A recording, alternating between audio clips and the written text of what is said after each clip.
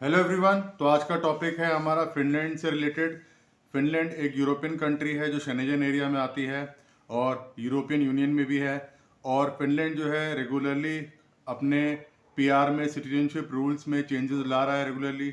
अभी last year जो है 1 अक्टूबर 2024 से सिटीजनशिप एप्लीकेशन के लिए भी चेंजेस लेकर आया है फिनलैंड, जिसमें रेजिडेंसी पीरियड जो रिक्वायर्ड है अब 8 साल का है, पहले ये 5 साल का था।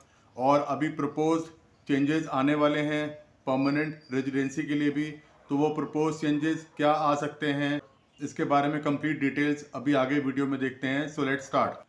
Finnish government aims to tighten permanent residency permit rules.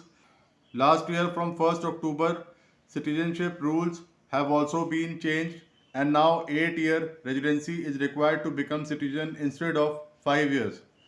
The latest proposal calls for permanent residency permit applicants to live continuously in Finland for 6 years rather than the current 4-year requirement.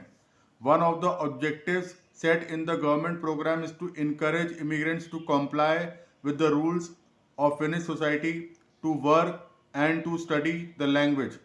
Additionally, if the changes go ahead, successful permanent resident applicants will also require to have sufficient skills in either Finnish or Swedish as well have a 2-year history of work in the country.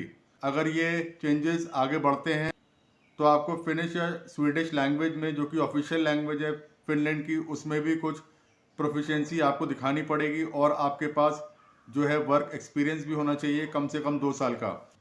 Propose exemption requirements, क्या exemptions हो सकते हैं, possible exemptions, आइए वो देखते हैं। However, people could still obtain permanent residency permit after 4 years of residency if they meet out one of the 3 requirements. So let's see the 3 requirements.